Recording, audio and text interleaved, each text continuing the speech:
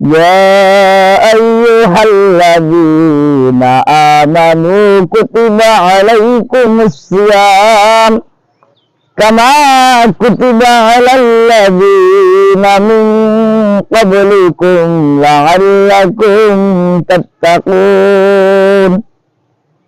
আল্লাহ পাক সুবহানাহু ওয়া তাআলা এই আয়াতের মধ্যে জানিয়ে দিয়েছেন যে ইয়া আইয়ুহাল্লাযীনা আমানু, হে ঈমানদারগণ, কুতিবা আলাইকুমুস সিয়াম, নিশ্চয় তোমাদের উপর রোজাকে ফরজ করা হয়েছে, কামা কুতিবা আলাল্লাযীনা মিন ক্বাবলিকুম, নিশ্চয় তোমাদের পূর্ববর্তীদের উপর যেমন ভাবে রোজাকে ফরজ করা হয়েছিল, লাআল্লাকুম তাত্তাকুন, যেন বান্দা এই রমাদান মাসে যেন তাকওয়া অর্জন করতে পারে। সম্মানিত উপস্থিতি, সে রমাদান মাস আমাদের সামনে। ও মুসলমান ইমানদার, কত মানুষ গত রমজান থেকে এই রমজান পর্যন্ত কত মানুষ দুনিয়া থেকে চিরকালের জন্য পরকালে চলে গেছে, দুনিয়া ছেড়ে চিরকালের জন্য চলে গেছে অন্ধকার গহীন কবরে। ও মুসলমান ইমানদার, আজকে আপনার আমার শুকরিয়া আদায় করা দরকার। আজকে আল্লাহ পাক সুবহানাহু ওয়া তাআলা এখনো আমাদেরকে হায়াতে তাইয়্যিবা দান করেছেন।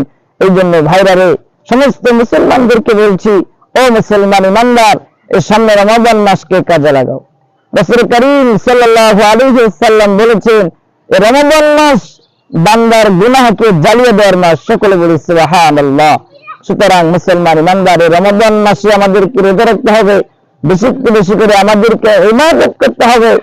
ও মুসলমান ইমানদার, আমাদের জীবনের গুনাহ অনেক, আমরা অনেক গুনাহ করেছি। আজকে আমরা কি এখনো আমাদের কি হুঁশ হয় নাই? ও মুসলমান, আমাদেরকে একদিন অন্ধকার কবরে যেতে হবে।